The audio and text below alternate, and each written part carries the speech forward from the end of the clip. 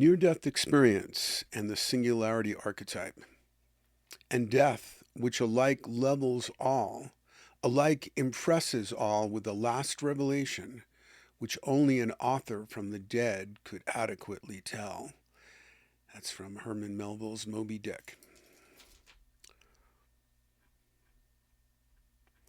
And if you look on the screen, you'll see an image, Hieronymus Bosch image, that's highly relevant.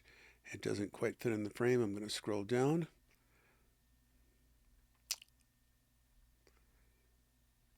And that image is called Ascent of the Blessed.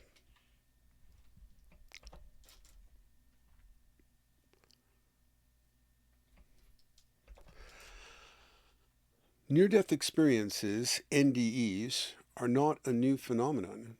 People throughout the ages have experienced them, but documented occurrences have increased dramatically since we have become much better at resuscitating the clinically dead.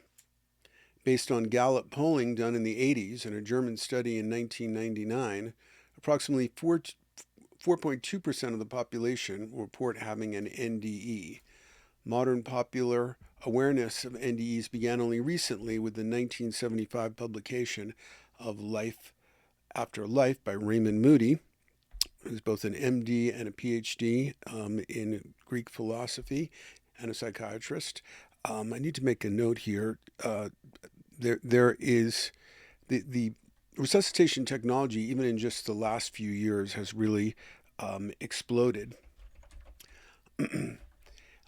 So to where that they believe now that if boats could reach the Titanic disaster soon enough, they could pull most of the frozen, cold, dead people out of the water because the hypothermic conditions would have preserved brain tissue and restart most of them. So this is another reason. Not only do we have a formal study of NDEs going on, but we also have such advances in resuscitation technology that we know more about death than any earlier culture. Okay, Claude Research, Titanic, etc. More recent stats. Okay. On beta testing too. All right. We can find many references to NDEs in both the near and distant past. It is easy to find references to the idea that consciousness can live on past the death of the body. For example, the Roman poet Ovid in the Speak of Pythagoras in Metamorphoses, Book 15, wrote, "Then death so called is but matter dressed in some new figure and a varied vest. Thus all things are but altered, nothing dies, and here and there the unbodied spirit flies." In ancient India, it was said, "Coming and going is all pure delusion. The soul never comes nor goes. Where is the place to which it shall go when all space is in the soul? When shall be the time for the entering and departing, when all time is in the soul?" A woman in her 40s who was raised in the South describes the change in her religious orientation. And by the way, you can look at the screen if you want to see the footnotes and sources of things. "I was brought up in the Bible Belt, and when I was a child, I was very religious. I was taught certain things, and I believed them as a child and adhered to them, just out of rote. But after this," her NDE in other words, "it made me less religious formally, but probably more religious inwardly. I don't think I was in a church one time since my NDE, but I think I'm spiritually stronger than I ever was before." Another woman, a Baptist living in Texas, found that after her NDE, quote, "she could no longer relate to what she describes as traditional Christian dogma," unquote. And then coming up next, you're going to see, if you look at the screen, a collage called Parallel Journeys that I made in 1996, same title as my sci-fi series. And that was with the permission of Alex Gray, who saw the finished collage. A simulated NDE. To put this in context, here is a brief simulation of a classic NDE. In 1985, I wrote a briefer fictional experience narrative, near-death experience narrative. You could look up Corridor on Zap Oracle or check out the URL on the screen. NDEs usually involve a well-defined series of classic stages, though as Raymond Moody points out in Life After Life, no two experiences are identical. Extensive research shows that NDE stages are cross-cultural, though there are cultural variations in the entities perceived, the way the life review is conducted, and so on. What follows will be a hypothetical composite version of an NDE containing all the classic elements and closely based on actual accounts. It is presented in the second person to help you inhabit the experience. After a life-threatening injury or medical emergency, all physical pain is suddenly gone, replaced by a deep sense of peace and well-being. You hear a sound like whistling wind. You feel delightfully weightless, and below you see a body that looks just like you, lifeless. But the realization isn't upsetting because you are very much alive and aware. Around it, medical personnel move in frantic urgency, and you wonder what all the fuss is about since you are perfect. You can hear every spoken word and sense people's thoughts and feelings. Your vision is panoramic and spherical, everything dazzlingly clear. You can count the dust particles on the surgical lights and see every tiny crack in the floor. You lose interest and find yourself rising above the scene, ascending above the roof of the hospital where you notice an old sneaker lying on a window ledge. Confirmed in an actual case history, by the way. You are delighted to find you can fly, and just by thinking of a place, you can journey there. Hovering above the earth, you're drawn toward a dark space, and as you approach, it seems to form into a spiraling tunnel. You find yourself being drawn rapidly through the tunnel at a speed that feels like it must be faster than the speed of light. Ahead of you is the most brilliant light, brighter than the sun, and yet it doesn't hurt your eyes. It bathes you in warmth, love, and complete acceptance. You hear divine music, and it feels like a glorious homecoming to the greater reality of your place of origin. You feel liberated from your descent into human incarnation with all its limitations and hardships. An androgynous entity steps out of the light, and you feel a deep sense of familiarity with this being. You have always known each other, and you feel completely seen, recognized, understood, and loved. The being communicates with you telepathically and asks if you would like to review your life. You assent and begin to observe your entire life play out chronologically. Every detail replays, but with so much more than you could perceive when you were embodied. And all of this, of course, takes place in minutes, like while somebody's under cardiac arrest, or maybe in seconds, like it's linear time is suspended. In other words, you're aware of the thoughts and feelings of everyone in a scene, and sometimes it is quite difficult when you observe how every little action you took had significant effects on others. The being of light comforts you during the review, reassuring you that no one is judging your deeds, but that it is of great value to witness and learn from them. As your life replays, you see how so much of what you thought important at the time was a sham and a sideshow. Unexpectedly, you find small moments of compassion, a kind gesture to a store clerk, for example, were of far greater significance. You become aware of a great depth of meaning in even the smallest moments and see the larger patterning of individual moments. You discover that your life had great unrecognized purpose and meaning. After the review, you find yourself with a guide in a field of wildflowers. Some of the flowers have colors you've never seen before and are lit from within.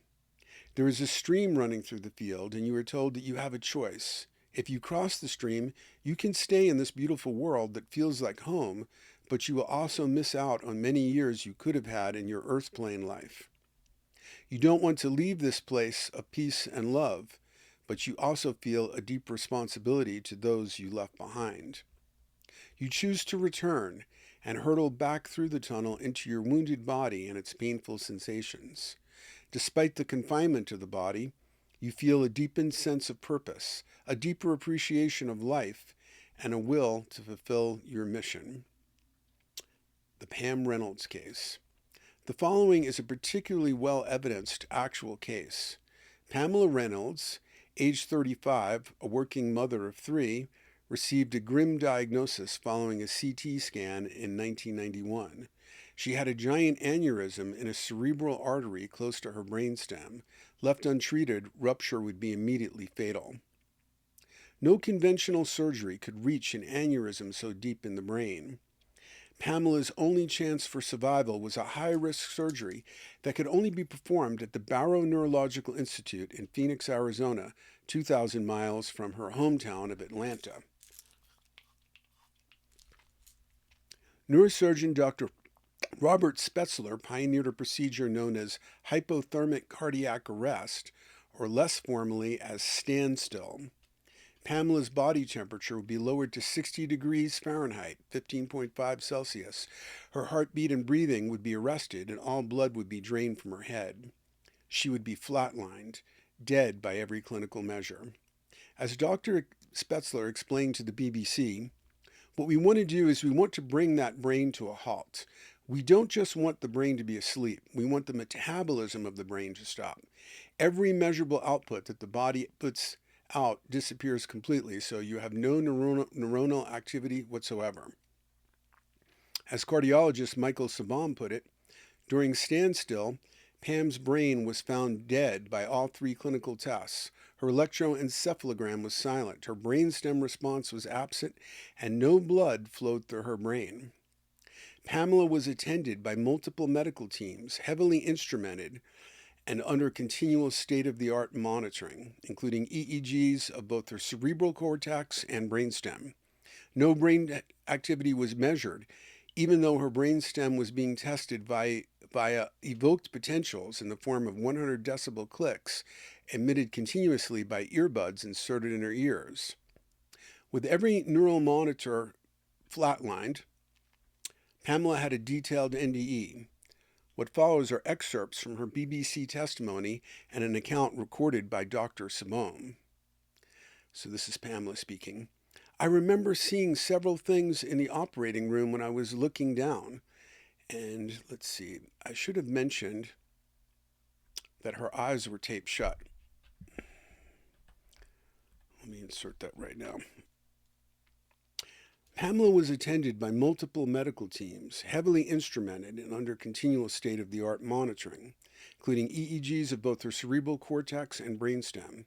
No brain activity was measured, even though her brainstem was being tested via evoked potentials in the form of 100 decibel clicks emitted continuously by earbuds inserted in her ears.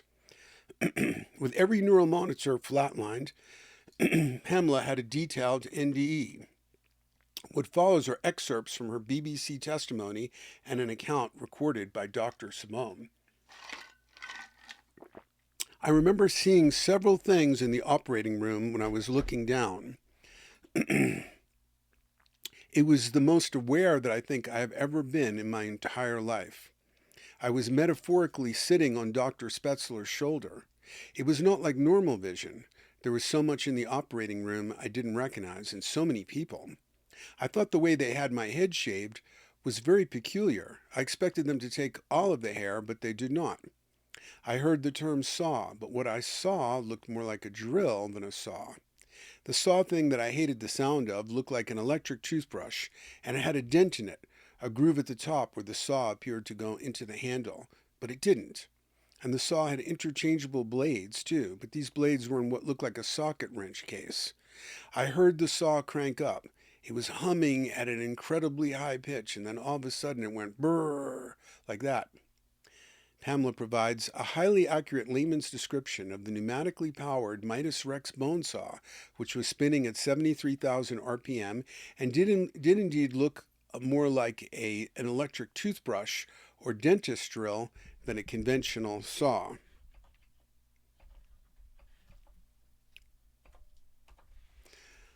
The box of drill bits looked exactly like a socket wrench case. Yet her eyes had been lubricated and were taped shut, and she had been under general anesthesia for 90 minutes before the procedure. Pamela continues, Someone said something about my veins and arteries being very small.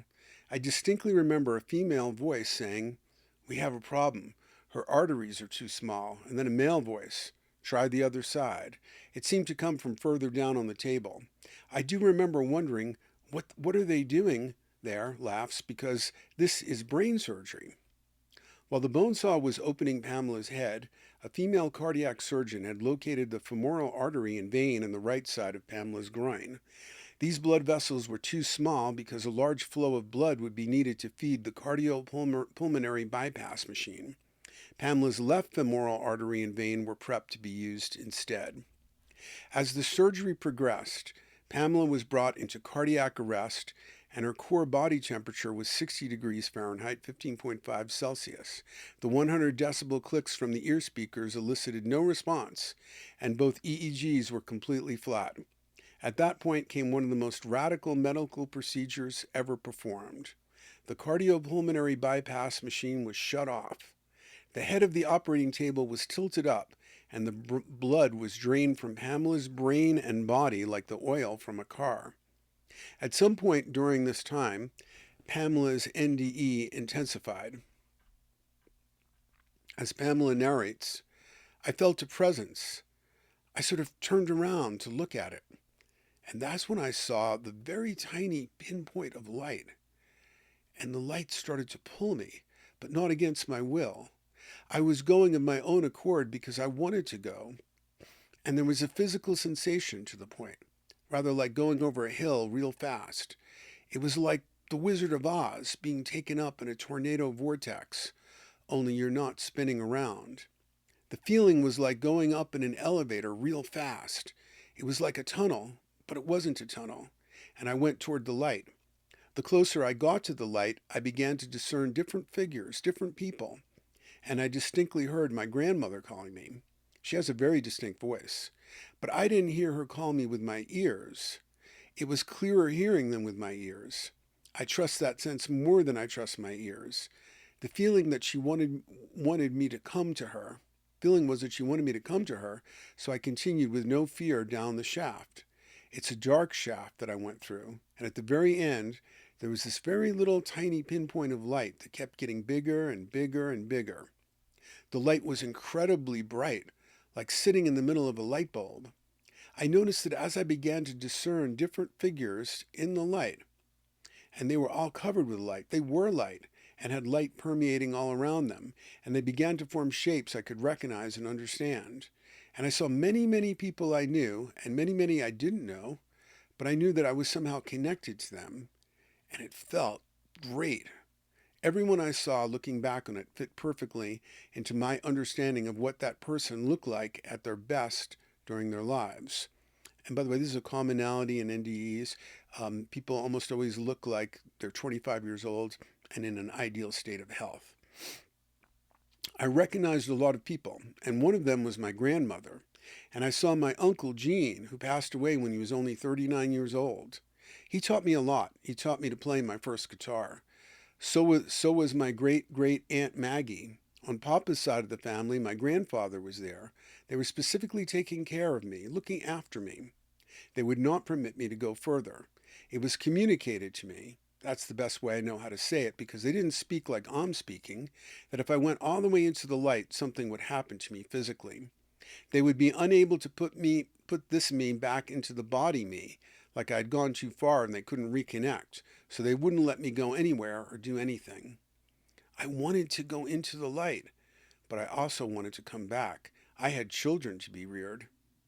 Then they, the deceased relatives, in other words, were feeding me. They were not doing this through my mouth, like with food, but they were nourishing me with something.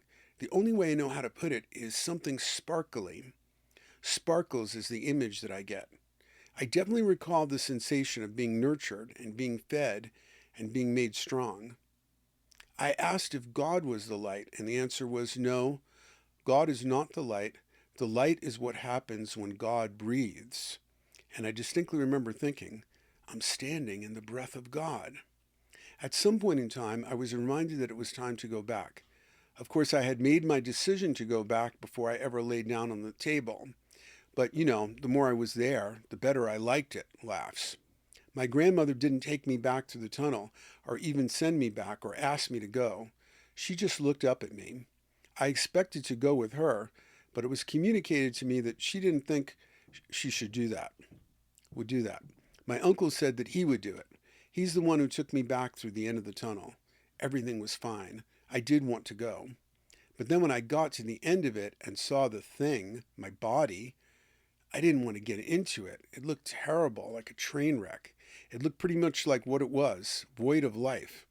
I believe it was covered. It scared me and I didn't want to look at it. And I knew it would hurt, so I didn't want to get in. But he kept reasoning with me. He says, like diving into a swimming pool, just jump in. No. What about the children? You know what? The children will be fine, laughs. And he goes, honey, you got to go. I didn't want to, but I guess I was late or something because he pushed me. He gave me a little help there. It's taken a long time, but I think I'm ready to forgive him for that, laughs.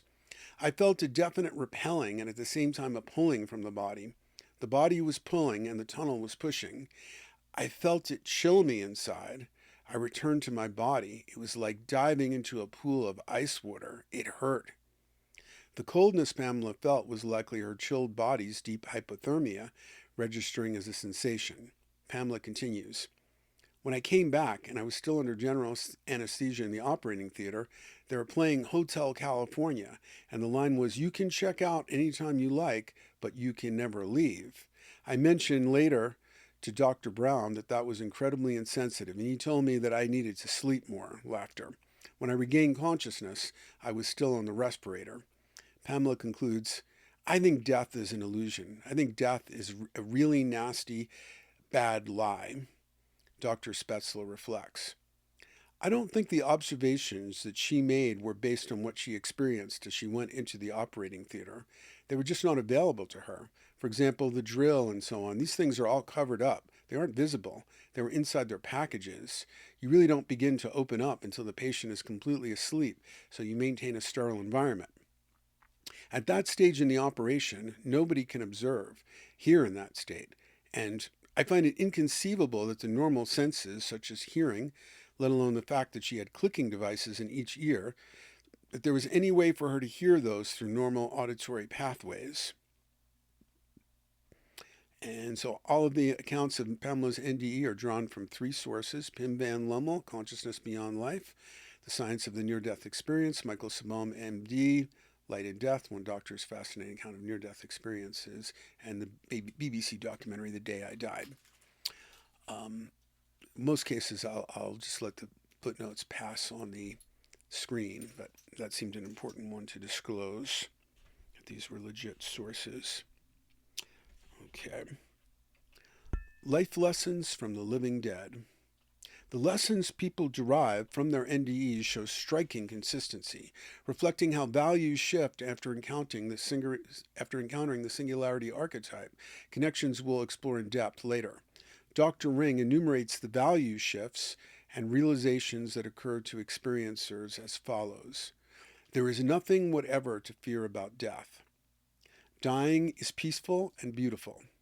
Life does not begin with birth nor end with death. Life is precious. Live it to the fullest. The body and its senses are tremendous gifts. Appreciate them. What matters most in life is love. Living a life oriented toward materialistic acquisition is missing the point. Cooperation rather than competition makes for a better world. Being a success in life is not all it's cracked up to be. Seeking knowledge is important. You take that with you. All 10 points surface consistently across cultures and religious backgrounds. Okay,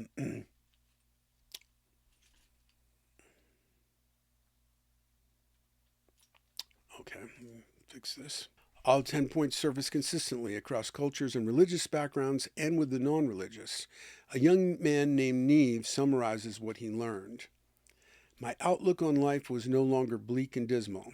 I felt like I now had a purpose, which was to help people and share my positive perspective. My dependence on time seemed to stop. I no longer felt pressured by the clock. There was always time to do something else or more. I tried to fit in as much as possible into every day. I experienced everything for what it was, not for what it could do or give to me. I was no longer interested in what society had to say about how I lived my life. I was no longer interested in what people thought or how they felt about me or if I looked good or not. I learned that I am much more than my body. This is just an excerpt from Neve's fuller account. Dr. Ring's summary of Neve's outlook tracks closely with the universal list: find purpose, shed time anxiety, value things for what they are rather than what they provide, release concern for others' opinions, remember you are not your body, help others, and don't trouble yourself with competition. NDE as encounter with the singularity archetype. Most NDEs create metamorphosis in the experiencer in ways consistent with an encounter with the singularity archetype. As we'll discuss in depth later, parapsychological elements often catalyze long-term manifestations of paranormal abilities. The experience ruptures ordinary time and plane of existence, transforming core values. The baseline ego is transcended. The NDE usually causes profound, lasting spiritual and psychological evolution for the speaker. According to a prospective study published in The Lancet, which is a prestigious medical journal, these effects only intensify over time. This strongly suggests that these experiences are not merely one-off anomalous occurrences, but open an ongoing and intensifying connection with the singularity archetype. The control groups von Lommel studied, people who experienced cardiac arrest but no NDE, had dramatically different outcomes and did not, as a group, exhibit this metamorphosis. Alternating analysis with experience or testimony serves a purpose beyond illustration. Since archetypes live inside us, the words of experiencers may create inner resonance, evoking recognition lying just below the surface of ordinary awareness. And if you're going to read one book, make it Dr. Pim Van Lovel's Consciousness Beyond Life. I had lunch with him twice.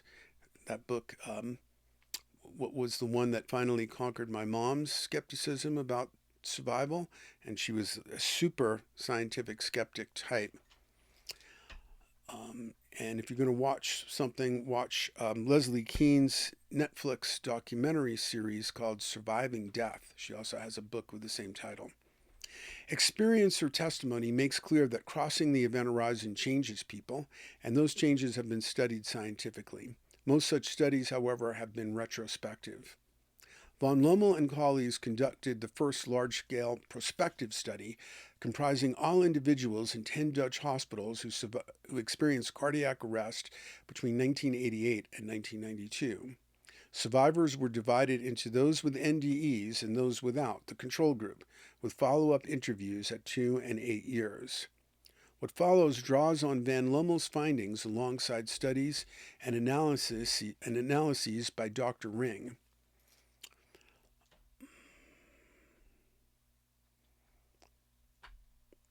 Homogestalt and the NDE. Many findings align precisely with what an encounter with the singularity archetype predicts.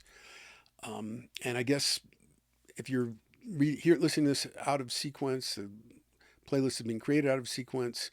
Homogestalt comes from the Ted Sturgeon masterpiece sci-fi novel More Than Human, and it refers to people who are telepathically networked together and form like a symbiotic organism without losing their individuality in most cases. The negative case would be the Borg and Pluribus, but we'll get into Homogestalt later.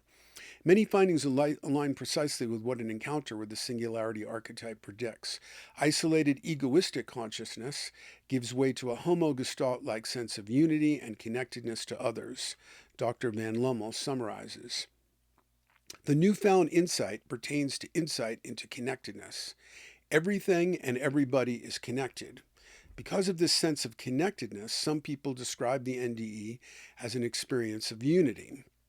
The sense of unity with others is more than a philosophical notion. It is a profound I-thou empathy that carries that dissolves the subject-object boundary and frequently carries parapsychological dimensions.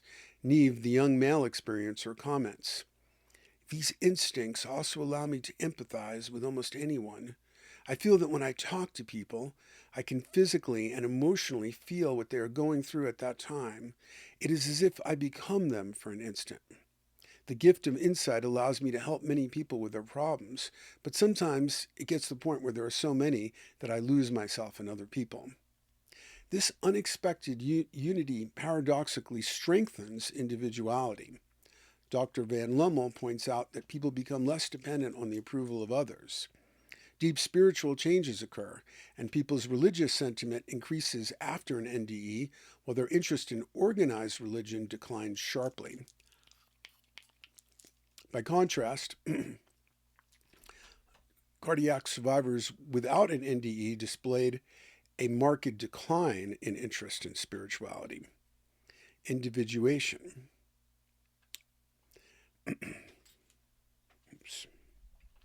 The NDE, consistent with an encounter with the Singularity archetype, explodes the conditioned false personality, allowing the experiencer to return to their essence, what Jung called individuation.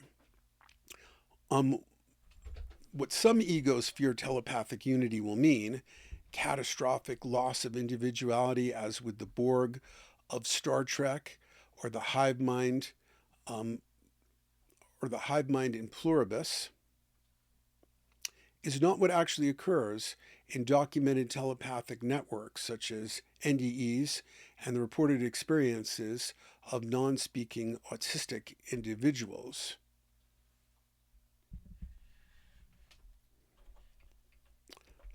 Barbara, a middle-class mother of 3 from the Midwest, quote, before NDE lived to please others, unquote. Her experience triggered a vivid individuation process. So this is Barbara speaking. That experience made me whole, and that experience wiped away all the scars that I collected, and that experience gave me all the tools to struggle through these 7 years and get to the feeling now that I'm always here. You know, it took me a long time to recapture that person because everybody around me, I felt, was restricting me from becoming that person because of who they were. So the experience itself gave me the spirituality that I need and the tools that I needed to be who I am now. Dr. Ring notes that while experiencers may feel a greater sense of self-worth following their experience, that change is not typically accompanied by an increase in self-inflation. Indeed, in my experience, and this is Dr. Ring writing, NDErs do not tend to regard themselves as anyone special. Questionnaire data showed declining valuation of making a good impression, becoming well known, and concern for others' opinions. Self versus false ego. In Jungian terms, the NDE strengthens connection to the self, that's with a capital S, while dramatically lowering the domination of false ego concerns. And so the self is the totality of all the psychic aspects, the soul, the psyche, spirit, everything. According to and it's transtemporal as compared to the ego that's bound in linear time. According to Dr. Ettinger, the ego needs to steer between 2 false paths in its relationship to the self. Identification leads to ego inflation and messianic delusion, while failing to connect to the self leads to alienation, nihilism, and depression. A central meaning of apocalypse, etymologically unveiling, is precisely this encounter of the false ego with the self, the central premise of Dr. Ettinger's Archetype of the Apocalypse. That's a book we'll study later in the chapter on Singularity, Archetype, and Apocalypticism. A crucial distinction: ego and false ego are not interchangeable. Although the ego is villainized in some New Age and Eastern circles, it is a crucial psychic function. What gets destroyed by many NDEs and other transcendent experiences is not the ego, but certain aspects of the false ego, which is sometimes referred to as the false self or conditioned self. Dr. Ring describes this transformation. I have talked about this authentic or true self as something that is the light's function to disclose to the individual. How does it do that? The answer is often by first showing the NDEer his or her false or socially conditioned self. In some cases, the mechanism by which this is effected is the life review. In other instances, however, The NDEer is given a direct perception into the nature of the false self and is thereby allowed intuitively to understand that the person one has identified with and habitually thought of as one's essential self was nothing more than a fiction. Peggy describes this exact realization and transformative separation from the false self. At one point, my consciousness must have pulled away from my body because I suddenly observed it from a short distance as it sobbed. I was completely unemotional as I observed my body. As I watched, I saw some shiny, clear object lift away from my body. It was obvious to me it was my ego. The moment my ego started lifting, my consciousness went back into my body, and I felt distress, thinking, it's my ego, not wanting it to leave me. I felt like I had to have it or I wouldn't be alive. It pulled away from me anyway, and in it I saw all the things that I had done wrong in my life. I was stunned because I thought all that was part of me and simply couldn't be separated from me. I can't tell you how happy I was when it dawned on me that that was never me. That identity was never the real me. I began to realize I was okay without it, and was in fact better off.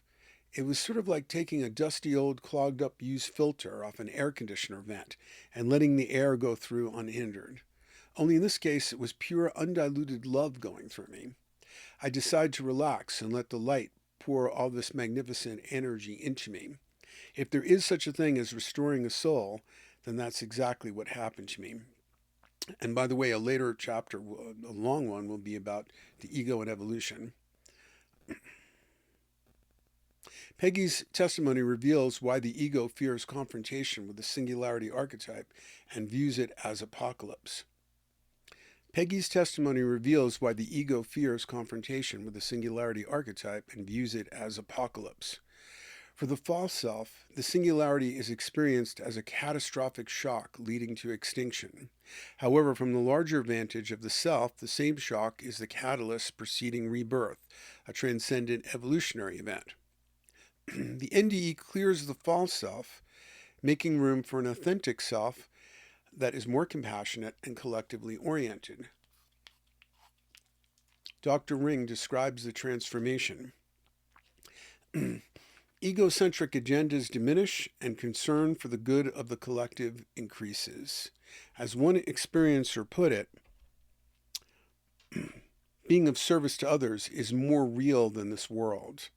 Dr. Ring further reports that 80% of experiencers describe an increase in concern for planetary welfare.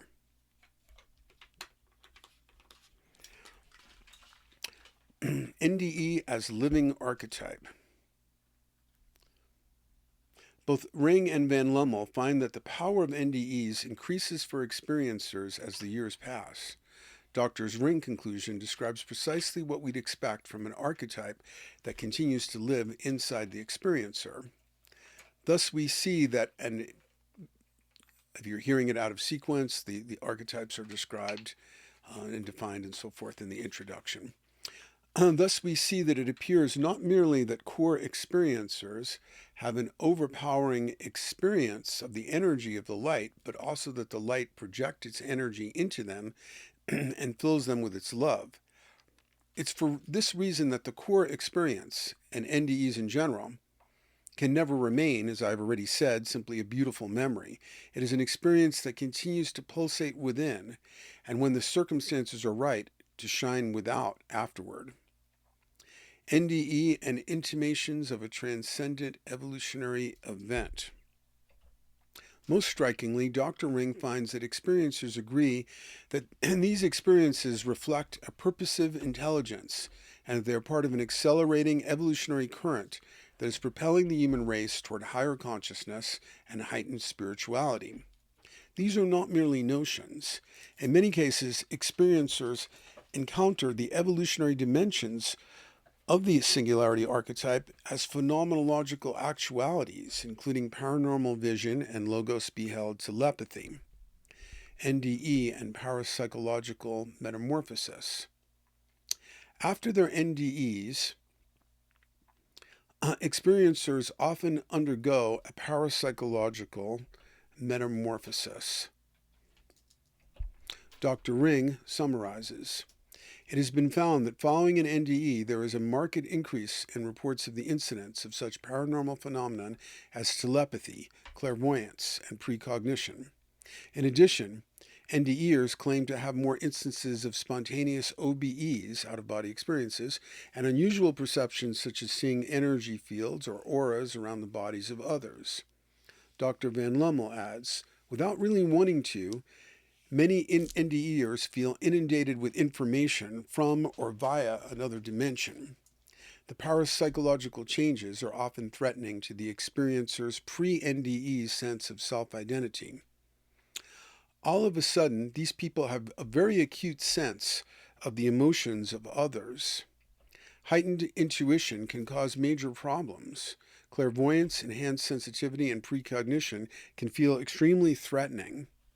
In general, NDEers often experience enhanced intuitive sensitivity such as clairvoyance, clairsentience, clairaudience, or prognostic dreams about future events. The NDE seems to permanently enhance their reception capacity. Dr. Van Lommel substantiates his findings with the following table. And again, this is all published in the journal Lancet. So if you look on the screen, you're going to see this table. If you can't look, I'll describe it for you. So clairvoyance, before NDE, 38%, after 71%, general population 38%. Telepathy 42%, after NDE 6%, general population 58%. Precognition, before 49%, after 86%, general population not available. Enhanced intuition, before deja vu, deja vu comes first, 73% before, 85% after. Enhanced intuition, 54% before, 92% after. Dream awareness, 44% before, 79% after. General population, 42%.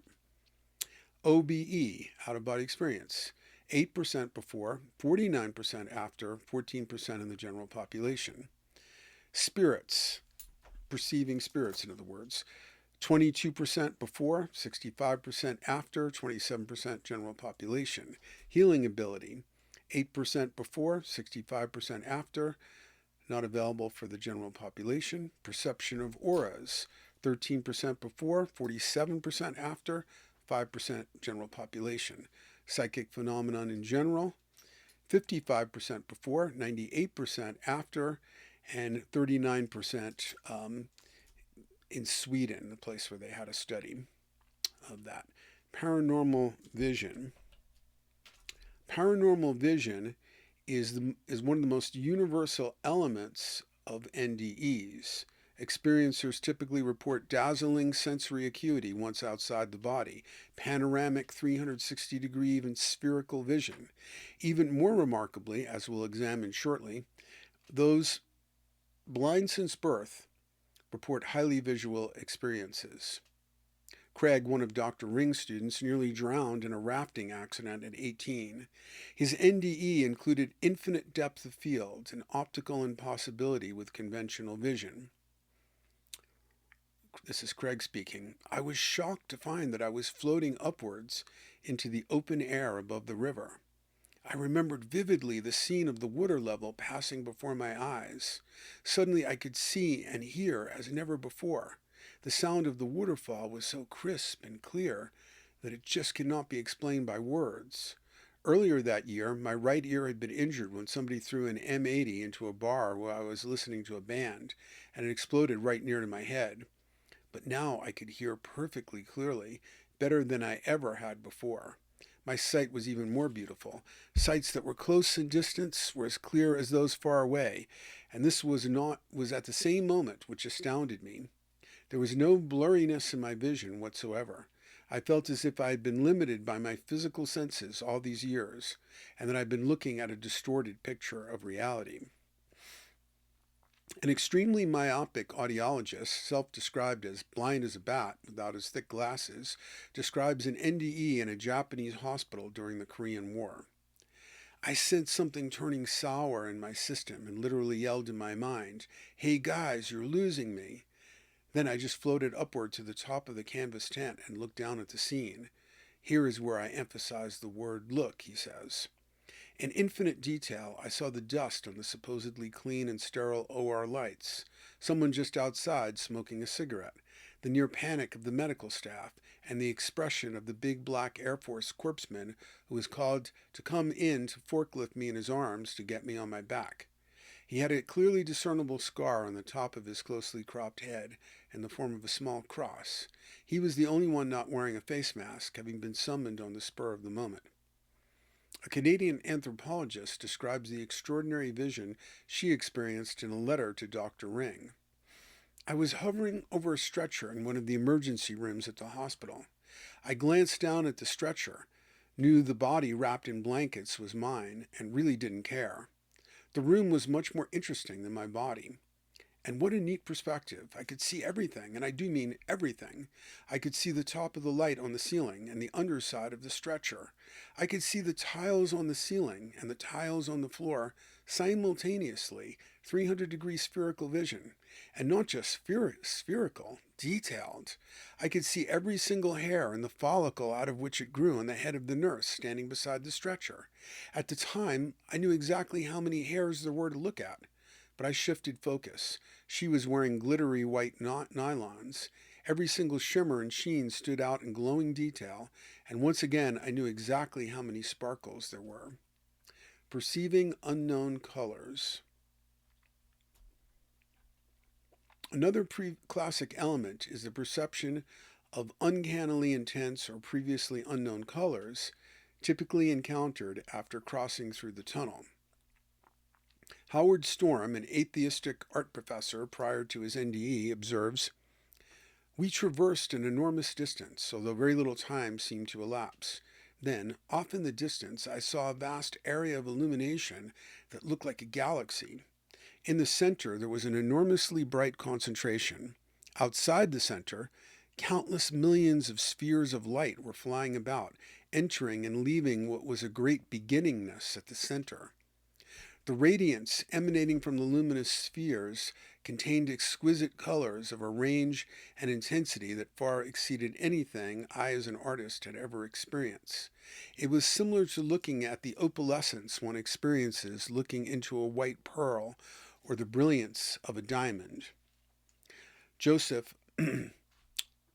technically it would be the dispersion of a diamond if we want to use gemological terms.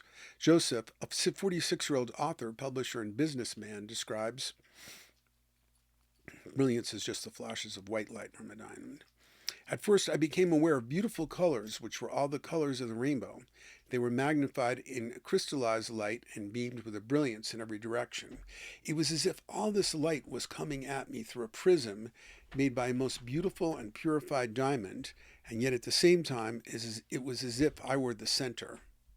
Stella, a 41-year woman whose NDE was caused by massive hemorrhaging following surgery, recalls, "The flowers and the flower buds by that street, the intensity, the vibrant colors like pebbles that have been polished in a running stream, but they were all like precious stones, rubies and diamonds and sapphires." The previous chapter, the Logos Beheld chapter, ended with Sheila's dream. Many dream encounters with the Singularity archetype have a phenomenology that parallels NDEs. Sheila told us, "The trip was pretty indescribable. I went to some sort of alien world that was very beautiful. The colors were so vivid, almost too vivid. There were strange iridescent colors I'd never seen before." So the colors never seen before comes up again and again. Mind sight to the blind. Most remarkable of all are highly visual NDEs reported by people blind since birth. The pioneering research is Doctors Kenneth Ring and Sharon Cooper's mind sight, near death, and out-of-body experiences in the blind. One of the most striking cases is Vicky Umapeg, 43, of Washington State. Born at 22 weeks, Vicky's optic nerves were destroyed in the incubator. She had never had any, and this happened a lot at the time because they foolishly put pure oxygen in incubators, which would burn out the optic nerves. She had never had any visual experience. When asked if she could see anything, she replied, "Nothing, never. No light, no shadows, no nothing, ever. I've never been able to understand even the concept of light." Vicky's NDE was richly visual. Should put a yet in front of that. Yet, Vicky's NDE was richly visual. She had the typical autoscopic experience of seeing her own body from the vantage point of the ceiling. Initially, she didn't recognize herself because she had never seen her body before. She ascended above the hospital roof, taking in a panoramic view of her surroundings. She emerged from a tunnel to find herself lying on a grass in a place filled with light. Dr. Ring describes her account. She was surrounded by trees and flowers and a vast number of people. She was in a place of tremendous light, and the light, Vicky said, was something you could feel as well as see. Even the people she saw were bright. In Vicky's own words, "Everybody there was made of light, and I was made of light. What the light conveyed was love. There was love everywhere. It was like love came from the grass, love came from the birds, love came from the trees." Vicky, who had two NDEs, both involving vision, tells us those two experiences were the only time I could ever relate to seeing and to what light was because I experienced it. Vicky describes what it was like to see for the first time. "I was shocked. I was totally in awe. I mean, I can't even describe it because I thought, so that's what it's like. But then I thought, well, it's even better than what I could have imagined." The experience was so novel it was disorienting. I had a hard time relating to it, seeing in other words. I had a real difficult time relating to it because I've never experienced it. And it was something very foreign to me. Let's see, how can I put it into words? It was like hearing words and not being able to understand them, but knowing that they were words. And before, you'd never heard anything. But it was something new, something you'd not been able to previously attach any meaning to. Joyce, blind since birth, describes the flowers she encountered. "The only thing that I can remember about the flowers is that they were like larger than normal, softer than normal. I don't know how I know this, but more brilliant, the colors more magnified than they would be on Earth." Another case is Debbie, who lost her sight at birth but retains minimal light perception, enough to distinguish light from dark but without detail, color, or distance vision. She also describes the unusual colors encountered in her NDE. "I saw, like in stereo, colors that were indescribable, colors that we don't have words for." Debbie was also able to see some of her relatives whom she had never been able to see before. The descriptions were later confirmed. In an interesting exchange with an interviewer, Debbie describes what it was like to see for the first time. Interviewer: "Was this the first time that you recall having sight?" Debbie: "Yeah." Interviewer: "Did that surprise you?" Debbie: "Yeah. I didn't want to be back in this little body because I wouldn't be able to see in it." Interviewer: "Was there a period you needed to adjust visually, or was it immediate that you knew what was going on?" Debbie: "It was immediate. I knew it was. I was my soul. I knew." Dr. Ring and Cooper summarized their findings. Overall, 80% of our respondents reported these claims, most of them in the language of unhesitating declaration, even when they may have been surprised or even stunned by the unexpected discovery that they could in fact see. Like sighted experiencers, our blind respondents described to us both perceptions of this world as well as otherworldly scenes, often in fulsome, fine-grained detail and sometimes with a sense of extremely sharp, even subjectively perfect acuity. Ring and Cooper caution that what the blind perceive in these experiences may not be analogous to retinal vision, clearly some form of perception, often yielding verifiable details, but not necessarily identical to sighted vision. NDEs and Logos Beheld telepathic communication. Among the most striking features of NDEs is Logos Beheld telepathic communication. The entity or entities encountered are almost universally described as communicating telepathically. As Dr. Van Lommel puts it, "People always report direct communication with this being, as if it reads their mind and responds through the mind." This communication, especially striking during the life review, dissolves egoism and subject-object boundary, and experiencers consistently describe it as vastly superior to ordinary verbal exchange. Tom, a 33-year-old man whose chest was crushed when a truck fell off its supports, describes, "Then the light immediately communicates to you. This communication is what you might call telepathic. It's absolutely instant, absolutely clear. It wouldn't even matter if a different language was being spoken. Whatever you thought and attempted to speak, it would be instant and absolutely clear. There would never be a doubtful statement made." Janice, a 41-year-old woman who nearly died in an automobile accident and was comatose for an extended period, recalls, "When I communicated with the light, there wasn't a transfer of words. I mean, no words were spoken. It's like thinking a thought and having them know it and answer it immediately. I mean, it's transference of thoughts. It was instantaneous."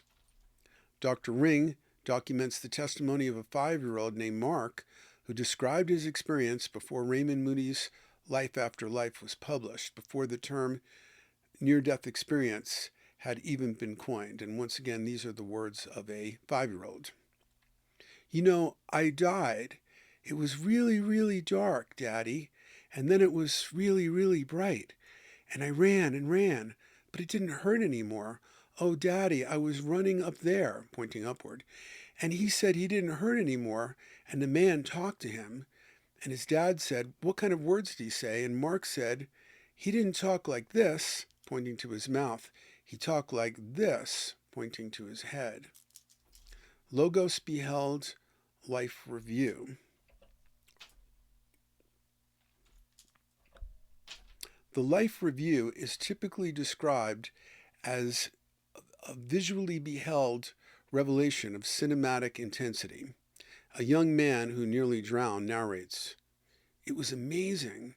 I could see in the back of my head an array, just an innumerable array of thoughts, memories, things I had dreamt, just in general, thoughts and recollections of the past just raced in front of me in less than 30 seconds. All these things about my mother and grandmother and my brothers and these dreams I've had. I felt like this frame, millions of frames just flashed through. It was thoughts and images of people, and a lot of thoughts just raced," snaps his fingers several times, "in split seconds. I had my eyes closed underwater, but I could still see those images." A man who survived a skydiving accident when his parachute failed to open at 3,500 feet describes a parallel experience. "It's like a picture runs in front of your eyes, like from the time you can remember up to the time you know what was happening, in other words, the present moment. It seems like pictures of your life just flow in front of your eyes, the things you used to do when you were small and stuff, stupid things. It was like a picture. It was like a movie camera running across your eyes in a matter of a second or two. Just boom, boom," snaps his fingers. "It was clear as day, clear as day. It was very fast and you could see everything." The life review is not merely cinematic. It carries logos beheld revelations of deeper meaning with perspectives of both participant and observer and telepathic, empathic overlays of others' thoughts and feelings. That should probably be participants.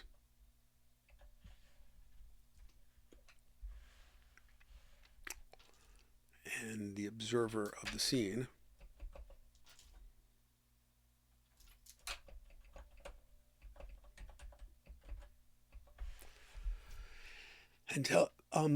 Okay, Dr. Ring describes one woman who beheld her life in an array of tiny points of light and patterns of light.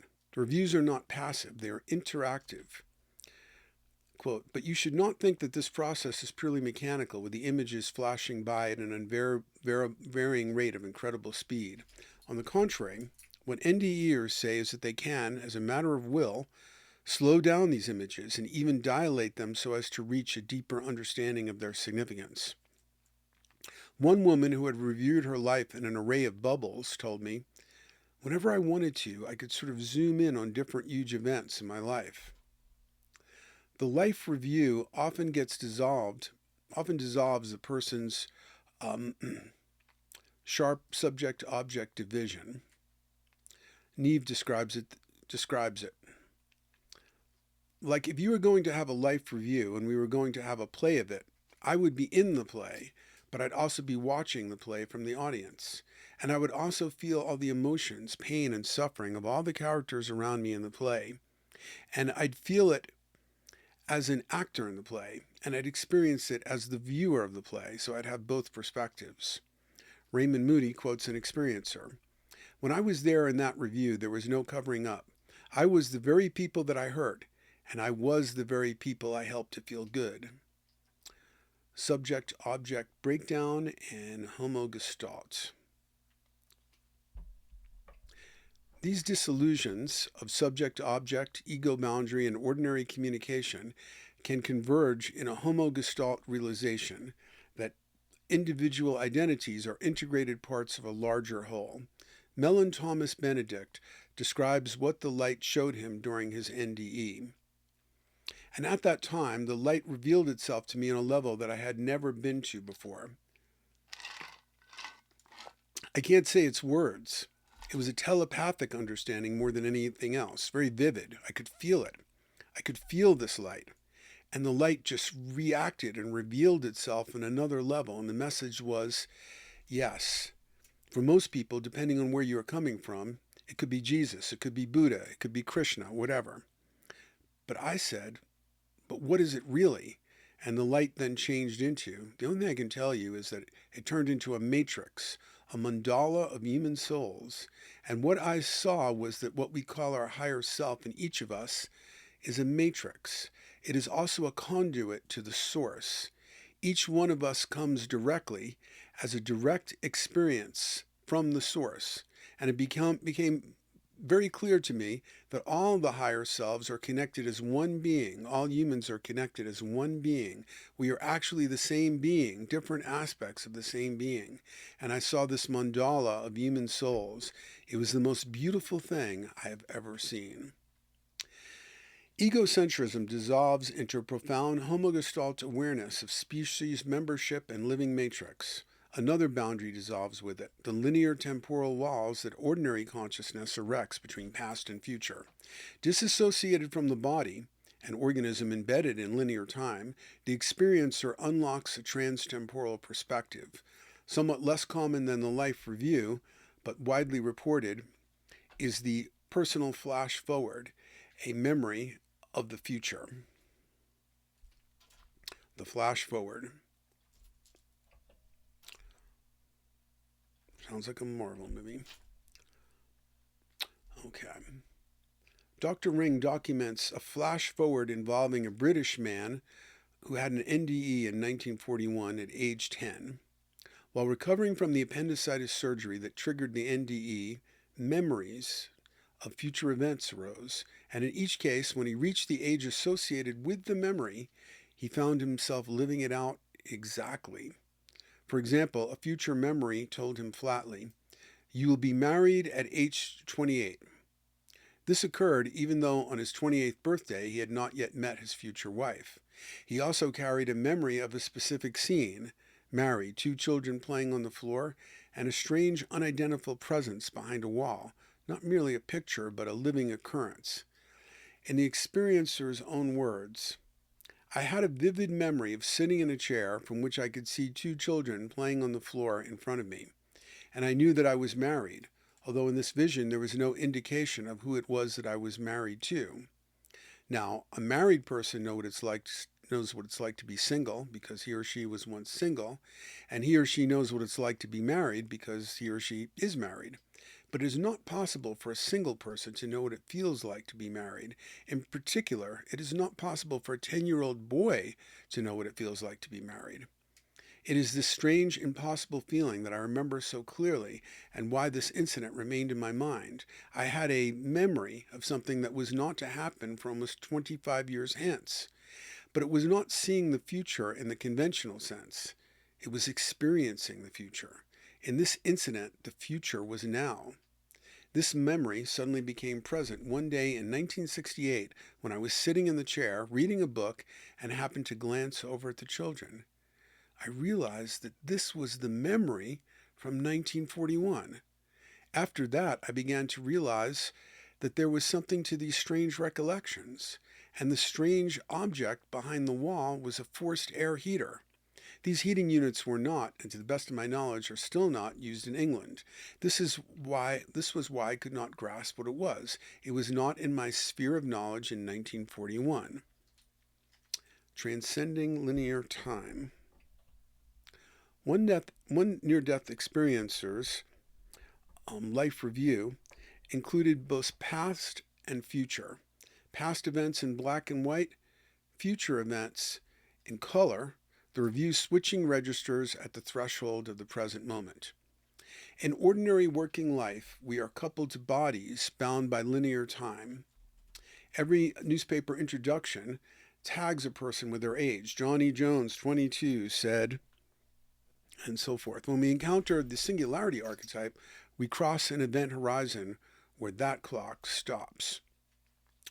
Formed and unformed futures and free will.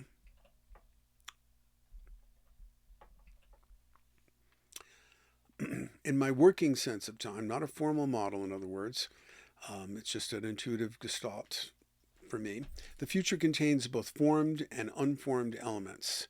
Death is a formed element, an inevitable event horizon, but its timing and manner may remain unformed, and it is precisely these unformed aspects that leave room for free will.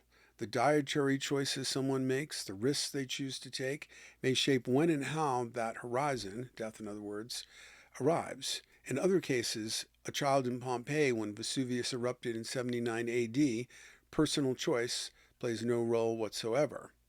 Dr. Ring's view seems to be similar.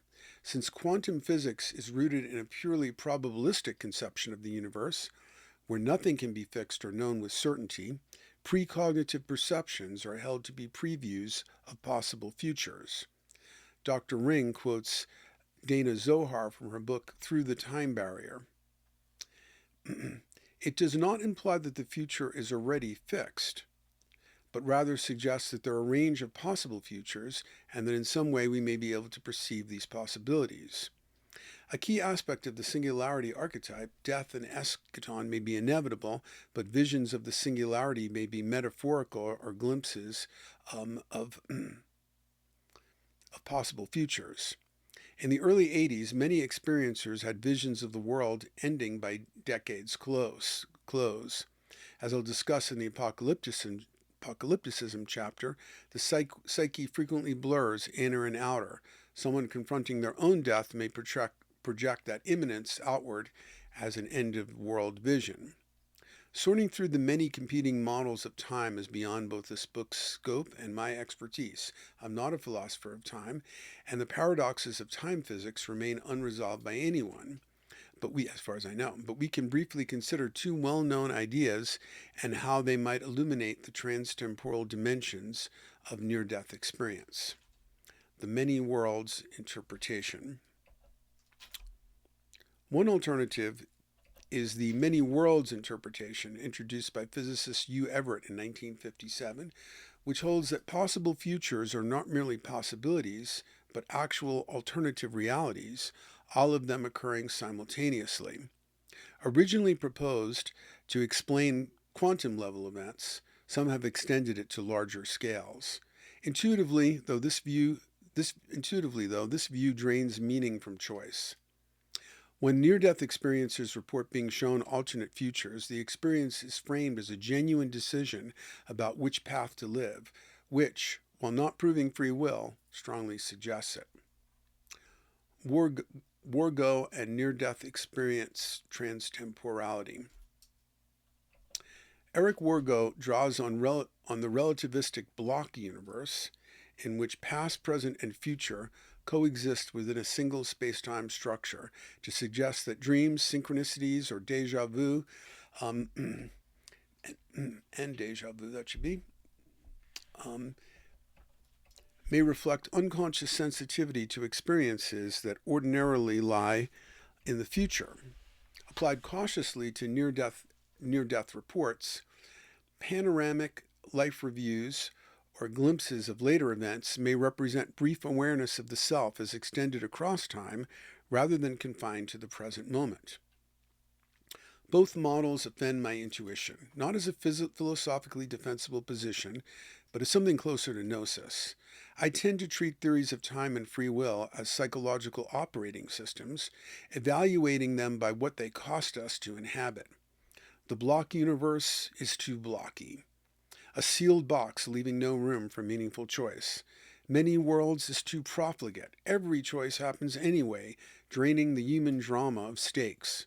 I'm aware that what feels psychologically healthy isn't necessarily true, but in a participatory universe, I regard such preferences less as conclusions than as votes. My vote is for a future with formed and unformed elements, pending further developments.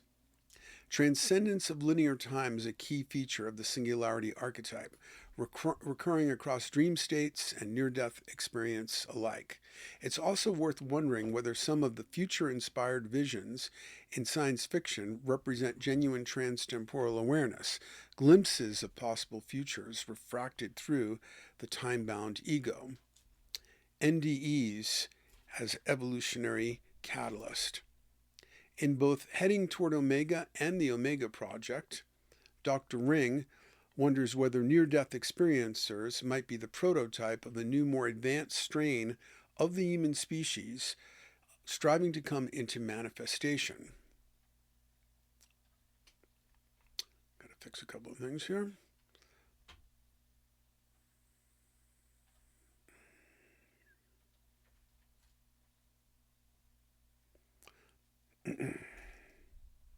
Sorry.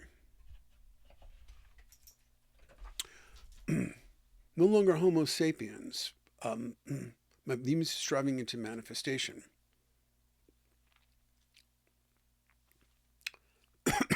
No longer Homo sapiens, perhaps. Could NDEers be then an evolutionary bridge to the next step in our destiny as a species, a missing link in our midst? Dr. Ring concludes, NDEs are a kind of experiential catalyst for human evolution that potentially, at least, these experiencers that we know have occurred to many millions of persons across the globe are serving the purpose of jump-stepping the human race to a higher level of spiritual awareness and psychophysical functioning. NDEs are individual encounters with the Singularity archetype, and their increased prevalence, amplified by advances in resuscitation technology and exponentially greater collective awareness, may be catalyzing a species-wide movement toward the evolutionary event horizon. What is new is not the experiences themselves, but the level of research and fascination surrounding them. One aspect of that fascination, explored in the next section, maybe that means next chapter. Yes, that should be chapter. Is an intensifying drive in the human species to transcend conventional corporal reality. What I call the will toward the glorified body, a key aspect of the Singularity archetype. Supplement. National Geographic in the Al Sullivan case. And I think I should have put this right after Pam Reynolds. I'll fix that later. The following evidence is far from the most impressive on offer, but its source is worth noting. National Geographic, an organization with a well-documented skeptical stance toward paranormal claims, produced the documentary The Moment of Death, from which these experiences are transcribed. In the operating room, here comes Dr. Takata, whom I had never laid eyes on before. He introduced himself. Hi, Mr. Sullivan. Good afternoon. I am Dr. Takata. And he told me what he was going to do. We are going to take veins from the legs and take arteries also from the chest wall and probably do 4 or 5 bypasses for you. And I'm listening, and all of a sudden I don't have to listen to him telling me. I can see what he is doing because I found I wasn't there to listen anymore. I just left my body and watched. I can see, but I'm up looking down at them. It used to be me, but it wasn't me because the real me is up here watching. That's when they started putting stuff over my eyes and all kinds of drapes and blankets all around me. And I could see Dr. Takata and his people. And now his eyes were taped shut during this bypass surgery. I could see through the operating table and me, and I could see what kind of boots he had on. At one point, he stepped back. The surgeon stepped back, and it looked like he was flapping his arms. And I thought, what in the world is he doing that for? Al continues. He was orchestrating. Do this, and do that, and it seemed very foreign to me what he was doing. Al demonstrates Dr. Takata's strange movements, his hands to the sides of his chest, elbows bent, twisting around and pointing with his elbows as he gives commands. Dr. Anthony F. Lazala, cardiologist at Hartford Hospital, explains. Dr. Takata, when he's not operating and trying not to contaminate his hands, will put his hands close to his chest and point with his elbow. Dr. Lassa. Al Sullivan would not know of this peculiar behavior of Dr. Takata. I did not tell him that. Dr. Takata. I could not explain how he saw these things under the complete sleep of anesthesia. Dr. Lasala. Even if he was conscious, it would be impossible for Al to see Dr. Takata's stance or arm movement because Al was behind a drape that blocks the vision of the patient and his eyes were taped shut. And that ends the chapter on NDEs and the Singularity Archetype. Thanks for listening.